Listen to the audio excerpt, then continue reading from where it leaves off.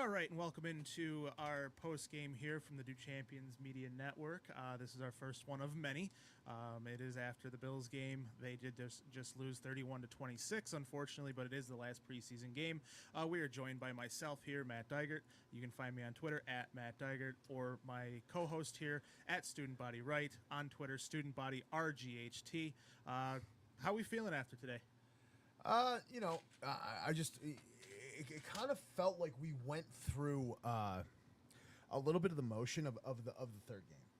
You know, I know myself personally. You watched the game with me. I took additional focus on Andreessen, so I got a little bit more clarity. I think where we're at with him, just as somebody who kind of played. Well, yeah. Let me touch on that a little bit real quick because I just want to ask you and give you kind of the floor here for Absolutely. it, because you playing the linebacker position, I really do want to hear from you what you did see from watching him specifically.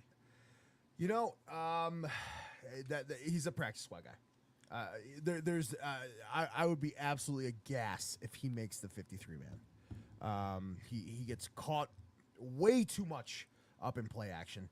That first touchdown, Matt, I was hooting and hollering. You were right next to me. Yep. That first touchdown, my God. Anybody who in the goal line who crosses your face and you don't get a piece of them, there's no reason to dart to that to the flat route. That is not an imminent threat.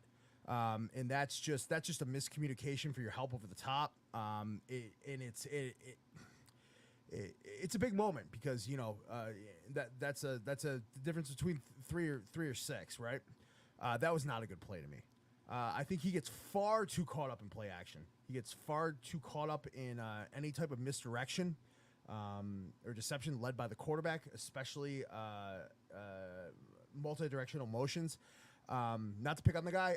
That's the one thing I focused on today, Matt. And good story, but I just don't. I don't. Yeah, see I mean, in some of the, I don't see that guy making the roster. One of the tweets that you had sent out while we were sitting here watching, watching the game is, why does he have his hands on his hips so much? It's just wasted movement.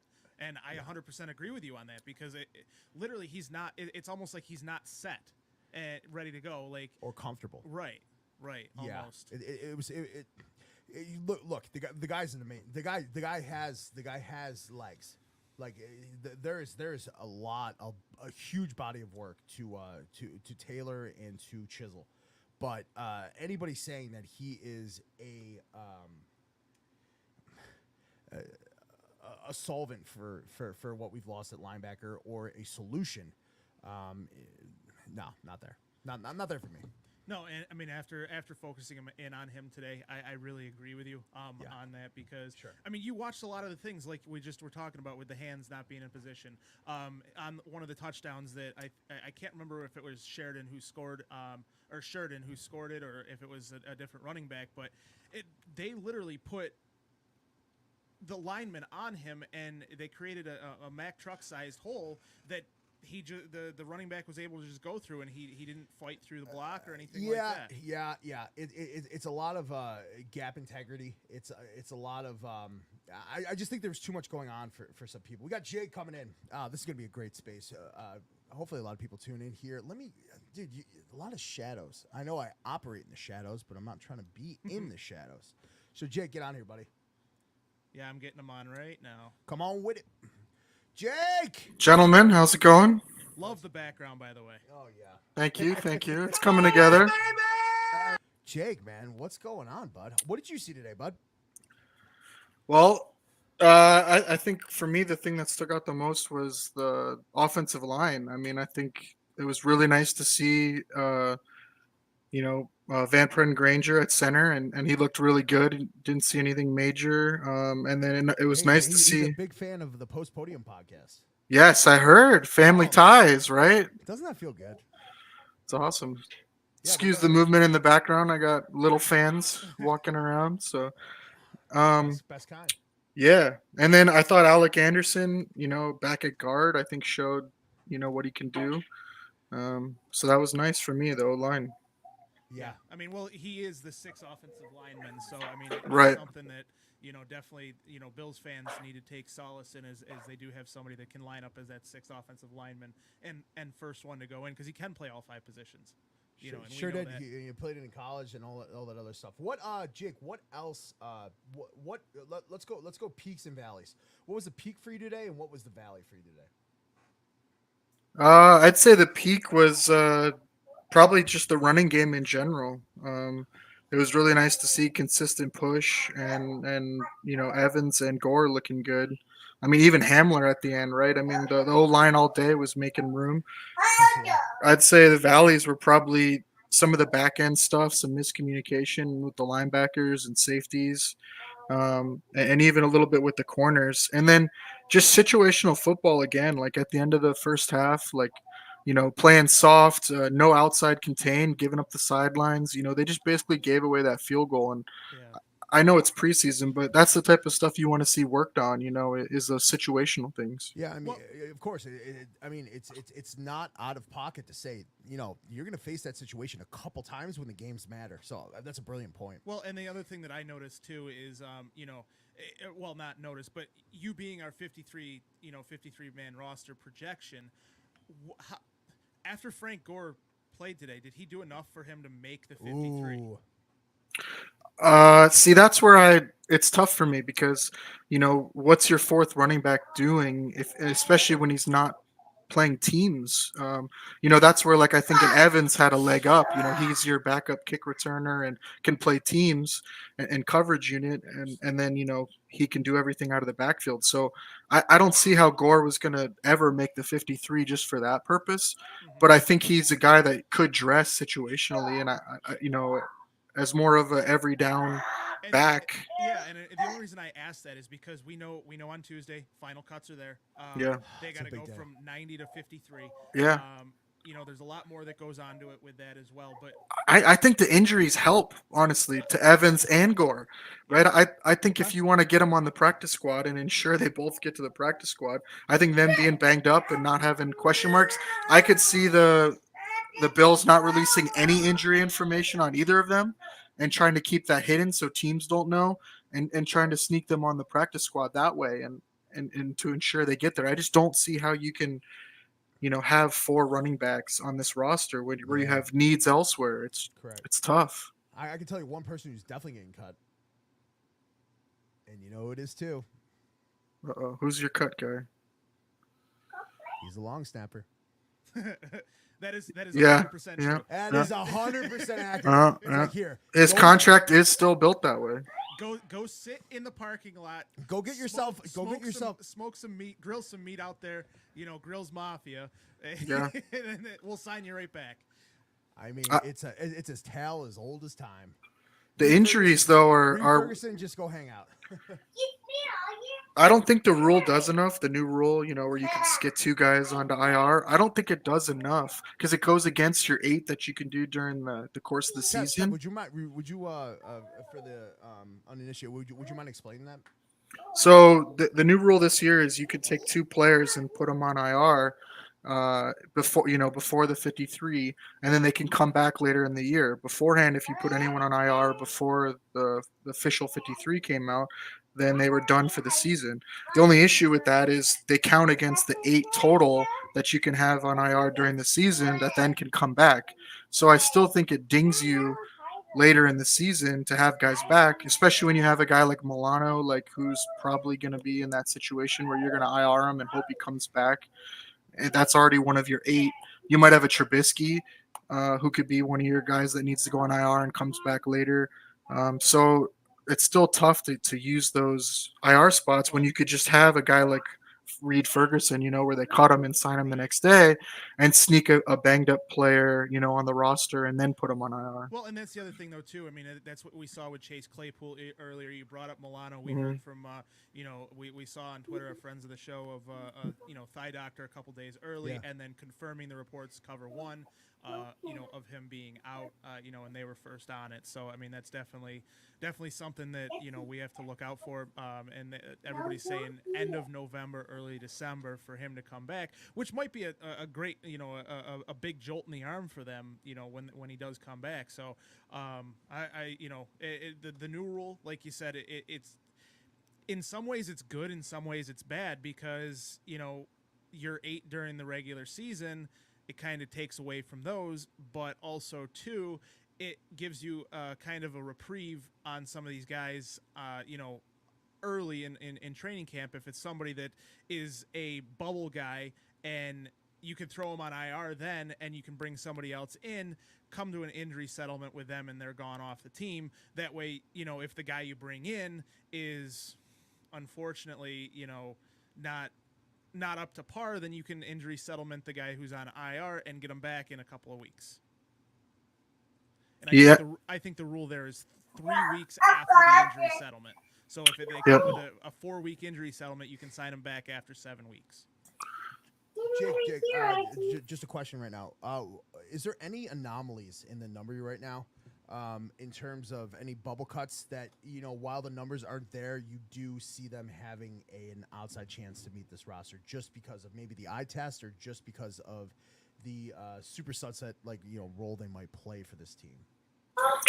Yeah, I mean, I think there's a couple interesting spots as far as, linebacker is going to be an interesting one, and how many they want to keep. And with the new, special teams, kickoff rule, that's an interesting one. DN's another interesting one that, do you want to keep 6? There's 6 that they could probably keep, but that's a lot.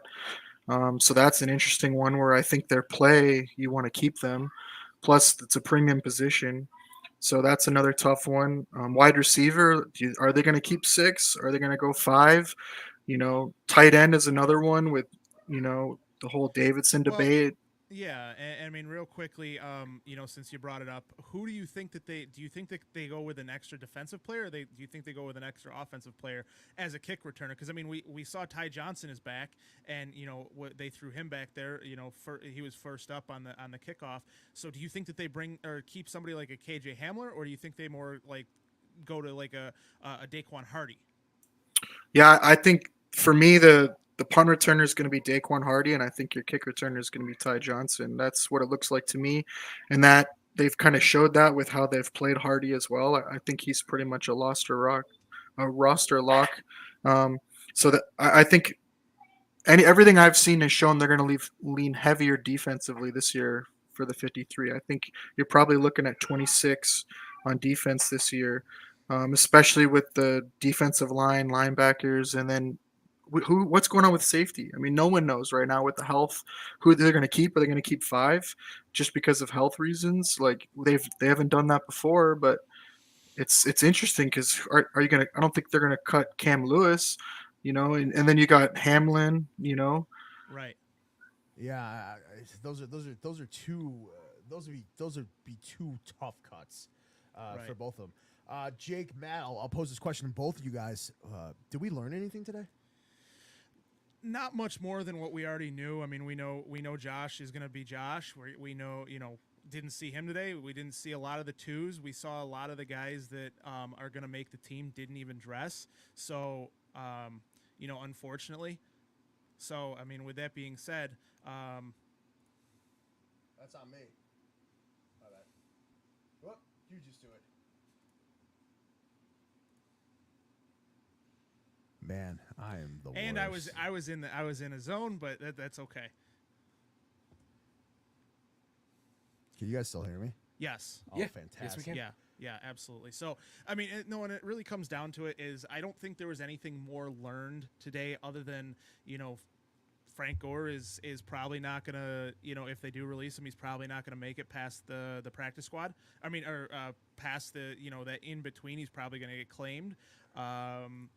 Darrington Evans still is running hard like he was last year during training camp and the preseason last year. And there's not a lot of spots to be made on this team, unfortunately. So, I mean, they pretty much have, I would say they probably have about 46, pretty much 44 to 46 locks on the team pretty much. But the one thing I will say that we did learn is Tyler Bass's confidence is completely gone. You really believe that? I do. I mean, look at his point after attempts. He almost missed a couple of those. As far as that 51-yard field goal, that last year before all his misses started and everything like that, he was not in his own head. Like that one went way wide. I mean, before this, I would say Tyler Bass was automatically inside 54. Yeah. I mean, yeah, he was. Is there any way to put 4 people here without? I mean, who cares? This is a live one. Yep. Hold on. I'll tell you this. I had a conversation with Brian, one of the co-hosts on the Coast to Coast podcast here. And me and him had a conversation about Tyler Bass about a month and a half ago. And he said when a kicker loses his confidence, it's hard to gain that back. And we're seeing that right now with Tyler Bass. Is that you're a big baseball guy? Is that a case of the yips? I would think so, yeah. Yeah. Just like a pitcher, Jake, a pitcher gets shelled case 3 straight of outs. Yeah, I mean, for me, it'd be different if he was hitting him clean. It doesn't appear that he's hitting him clean. They have a lot of movement to him. You know, they're not even going straight and just missing.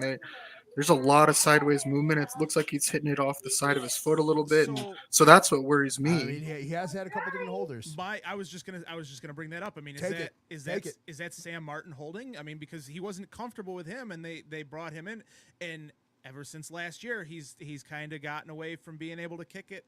You know, well, he was automatic with Matt Hawk.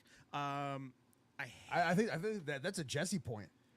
I agree with that. I think that's a great point. The only counter to that is Sam Martin's a longtime punter and has never had holder issues prior with another kicker, but it's a very specific thing, right? Like it's very subjective on how you like it held, what you like done, and maybe he's lost confidence in Sam holding for him. Well, and that's kind of why that they brought in Matt Hawk last year, and then they got rid of him. Right? I would have liked to see maybe last year in that Kansas City game, maybe Sam Martin, goes away because of, his injury and everything like that.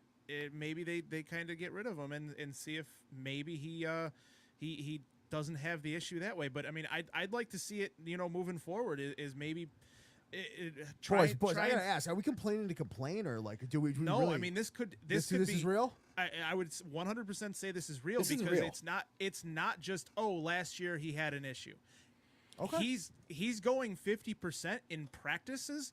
He's going 50% in regular in training camp. Here's a question for you, Matt. Though, what was his kicking percentage last year? His make percentage. 82%. Right. So that's not terrible though. Like if you look at the league and you look at other kickers out there, that's not terrible. And I will say he did regress, right? Like earlier in the season, he made everything, right? At a certain point in the season, he really did tail off, especially the playoffs. So is that a trend is that where he lost it? Was halfway through the year? Well, what do the numbers say? Well, I'm asking. That's what it shows because he was a high 80s, 87 kicker, before, and then, somewhere in the middle of the season he tailed off and he finished in the 60s. You can't have that. Does that regression ever claw back? And I mean, you study. There's not a lot of examples of a kicker, having a bad season and then coming back, unless you can attribute it to something specific like an injury, or maybe a holder change like you saw in Miami. With Jason Sanders. Yes, for sure though. Or I mean, look at Bojo and the issues he's caused holding kickers. Pro Bowl caliber kickers that have regressed under Bojo holding for him. Okay. So if there's a specific issue like that, then yeah, they can bounce back. But if it's just a, same holder, I haven't seen it before. No. Now I have a question for you guys. How does Tyler Bass get his confidence back? Because now we're going into the regular season. There's no more preseason. Yeah, I mean, there's no more training camp. At camp. this point, it's making kicks. Making kicks. Yeah. I mean, a good short snap is what anywhere between 0.62 seconds and 0.78. I mean, Reed has done it. Much like his brother, Reed has done it. I don't think it's the delivery. It's definitely not the delivery. I mean, because they're in the perfect spot every time. I mean, I think he needs to. I don't like saying it this way, but I think he needs to get in the lab with with Sam Martin and literally just this is how I like it. This is how. All right, so we're concerned. Yeah, I mean, I'm this is a real concern because I mean, what's going to happen when that confidence goes from I can't make long kicks to start going into the 20 to 40 range or the under the 20-yard range or anything like that, then they're going to have a real issue because now you have to score touchdowns. Otherwise, Tyler Bass isn't making a field goal. I mean, yeah. I mean, the amount of utility you have in your back pocket when you have an automatic kicker, what she once was before on their 54-yard range, it opens up the playbook. You can take some shots knowing that you're going to take 3 points because he's so automatic. I mean, I got an interesting question for you guys. Let's go. Matthew Smiley. My God. Right, he starts. So my issue with him too is the special teams in general has regressed under him. Right, he started last year full time. Right, look at what's happened with Tyler Bass. He's shown no ability to get him back on track. The offseason hasn't helped at all either. Right, punting coverage unit hasn't been good. Kick coverage unit hasn't been good. Situationally, they haven't been good. Kickoffs have been bad. I don't remember which week it was, but I know it was against the Broncos. He should have been gone after that 12 men on the field game. Yep. And I'm sorry, yep. he should have been. I know they fired Ken Dorsey, but he was one of the ones that needed to go as well because it's absolutely, like you're literally seeing it now with Tyler Bass regression. You're seeing it with, today against the Carolina Panthers second team guys. They multiple punts, multiple kickoffs where nobody's returned really anything past like the 30 or 35-yard line. I think there was a count of 3 different kickoffs that went at least to the 50. Well, okay, hang on. Before anybody says anything, this is the shit I'm talking about, though, is that if you don't think special teams is 1/3 of the game, yep. This is what I'm talking about, is that we expect this to be automatica. Yep. Right? We expect this to, you're only on the field for one play. Special teams is 1/3 of the game. Mm-hmm. And I'm so glad that I'm not glad that things have to go wrong for people to recognize that like these things are not given. Yep. Right. Lining up procedurally. How often do fakes, punt fakes, field goal fakes, they typically go for yardages over 25 yards, and they are possession shifting moments. I mean, so you're on God for that. I mean, that's also something that you bring up, though, too, is especially it being 1/3 of the game. Look what actually cost us a game last year against Kansas City. That's a good talk. The Jets game? Well, I'm not even talking about Dealer's that. choice. In the Eagles game. I'm not talking about that because we're talking playoffs. Yeah. Yeah. But Playoffs. Against Kansas City, that play, that Yep. punt fake to DeMar Hamlin was blocked up perfectly along Yep. the right side, and he went left. Yeah, but are we counting 4 games that were blown by special teams essentially? Not specifically, but could have been, right? I mean, 4 games last year? Philadelphia, Denver, Kansas City, Jets. I mean, there's a couple others too. This is the duality of special teams because they are 1/3 of the game, but like they are supposed to exist in a very, very, very fine vacuum where that's the most control you're going to have. You score or you don't. It's the most binary play there is typically in special teams. And when it goes bad, it goes very, very bad. Bend don't break on defense. Not exactly binary. This isn't the 90s anymore, and we have Scott Norwood, who he's whatever he is, 76% or whatever he finished his career with, and you're like, on okay, turf. we get it. It's hard to kick these and things like that, but now with as much technology and as much training and everything that these guys do, how are you not making these kicks? And I understand 51-yard kick. Okay, I get it. Not the easiest thing in the world. I couldn't go out and do it. Like, I'm not saying that. But for these guys that are getting paid, he's getting paid $4.1 million. Yeah, but is the issue the kicker or the coach? Because it comes down to like when you have a franchise quarterback and a coach, right? Who are you choosing? You go with the franchise quarterback. It's the same thing on special teams where you're not getting rid of Bass though, right? With that contract. So at this point, you're getting rid of Smiley and see if whoever it is takes, because you can't cut Tyler Bass. Right. You can't. Right. At this point, you're better off. I was reading something earlier, and I don't remember who put it out on Twitter. They're better off in bringing in a $1 million vet. Who? The Bills. Who's the vet? I'm just saying. I'm asking. I don't know, but I'm just saying. That's the conundrum. I know, but I'm literally just saying as a numbers standpoint, not who's the. But kicker if the number doesn't exist because the player doesn't exist. But what I'm saying though. Because it goes along the cutting Tyler Bass. The cutting Tyler Bass. If they got rid of him, that he'd be owed, and the Bills are still on the hook for $7.35 million. 4.1 is this year. 3 point whatever is next year. they're better off signing a guy that's $1 million vet, and bringing him in. I don't know the name. I can't give you that right this second. I'm looking right now. But I didn't know, and that's fine. But I'm just saying, like, as far as bringing somebody in like that, you're better off because you're only paying $5 million this year compared to owing 7.35 or whatever it is over the next 2 years and cutting him. So you're better off getting rid of Smiley and seeing if you can salvage something of Bass's career, because he was an 87 or 82 to 87% field goal kicker since he's gotten to Buffalo. That's why he got such a big contract for a kicker. Well, I think the larger thing on special teams too is it's across all phases. I mean, it didn't even look like Bass knew what the kickoff rules were. Like, he didn't even understand what he was trying to do on the kickoff. Like, that's my fear, is I don't even think they're well coached as far as knowing what to do and situationally. And so that's my fear, is like, it's going to cost us in 4 phases of special teams, not just kicking field goals, right? And that's my fear is, okay, field goals, sure, like we might have a serious issue there, but I think we have an issue across 4 phases, which is scarier to me. I mean, the game. My biggest thing is the game of field position. I saw. Let's not forget, you kick a field goal, right? It's what's the old adage? You add 17 yards. It's 10 for the end zone, 7 for the hold. You get the ball back where you place the kick. Right. So if it's a 35-yard kick, you're getting it back on the 42. Correct. Like, that's crazy. Like, and they're going the other way already with a short field. See, my thing is with Tyler Bass, they showed the graphic today. He's top 3 since 2020 in scoring and points for a kicker.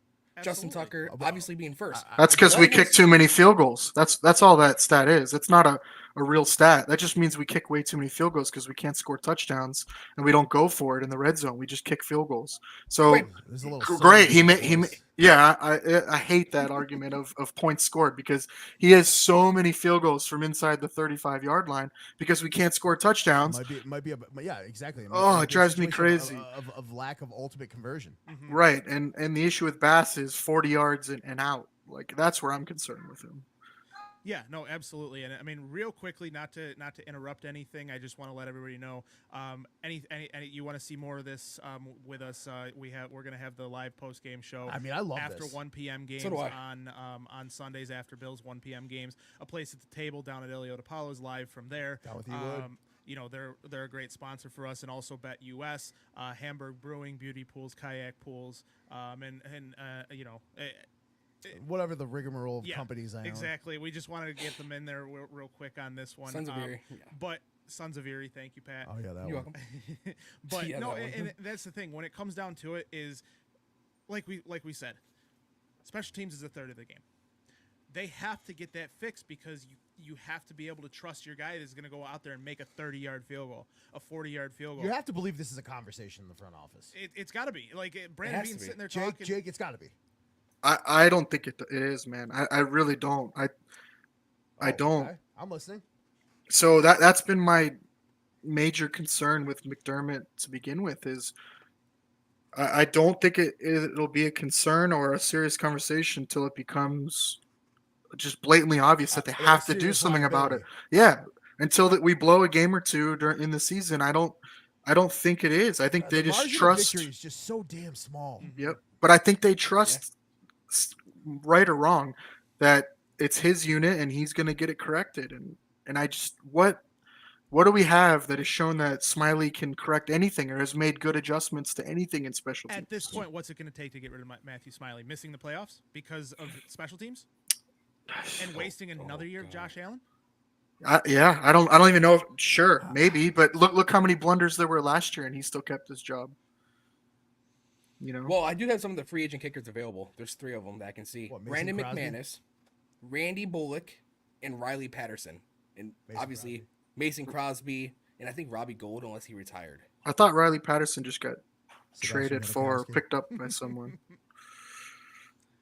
Even still, I mean, Brandon McManus, kicked for the Jaguars last year, kicked for the Broncos, so he knows the cold weather being there. He's able to kick in the good weather. So, but I think he has that incident going on, why the Jaguars released him.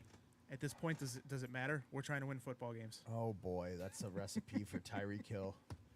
We can edit that out, right? No, we're live. But no, we're live. It was literally a joke. We'll do it live. Fuck it.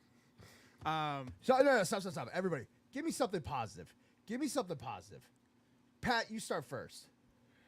First of all, you're very handsome. That beard is coming in awful. Thank you. But it's coming in. That's my positive thing. Okay, on to the next one. Yeah, no, Frank Gore Jr. He had over 100 rushing yards today. He looks good. Enough? His vision looks great. Is it a nepotism game? Do we want him because? No, I think he's I think he's good. I mean, I don't think he's going to make the 53. I think he's going to be on the practice squad if we can stash him. But I don't think we can stash him. Matt, give me something positive. I mean, they scored touchdowns today. I mean, when we talked to Vic on Sunday, Vic Carucci, if you haven't seen that, definitely check out our Twitter. Yeah, we had, and we're putting out some other clips and stuff like that throughout the week. I mean, a great interview. We're gonna have a couple special clips out there as well. You got Jake in town soon. Yeah, Jake's gonna be in town soon. But I asked him specifically. I said, is it a concern of yours right now that the Bills, if the Bills are gonna, haven't scored touchdowns? And he's like, yep. Grave. Yep. So I mean, definitely that's a good thing that they put up some touchdowns today. And the other thing too is our offensive line looked great against the our second team offensive line looked great against their first team defense. So I mean that's definitely positive. I mean you got an offensive line that they cohesively all 5 guys did not miss a game last year, right? We had that mini little blip when Dion hurt his hand and RVD. Yeah, RVD came in and stepped up. I thought Vandermark played poised. I thought Alec played his game aggressive. It's nice. They're our homies. We can say it. It's nice to see the homies play well, right? Yeah. I mean, it's great because you know how bad they want it. Kyer, just getting reps. Just getting reps. Ain't scared to do it with the first team. Ain't scared to do it on the second preseason game or the third.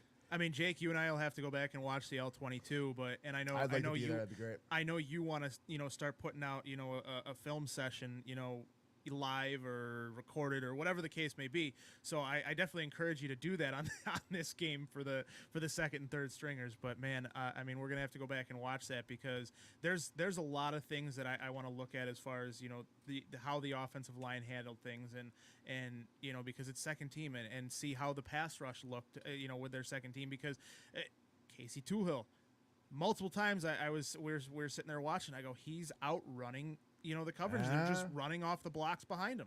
What did you guys think about that throw from Danucci? Which one? When I had the one that was almost intercepted. The pylon. Oh, that one annoyed me because that was. I'm screaming at Matt, go to the pylon, go to the pylon. The ball's going to the pylon. He's like, pylon is spelled with a Y. I'm like, semantics is the lowest form of discourse. I need to watch that a couple more times, but I want to blame Shavers almost as much as Danucci.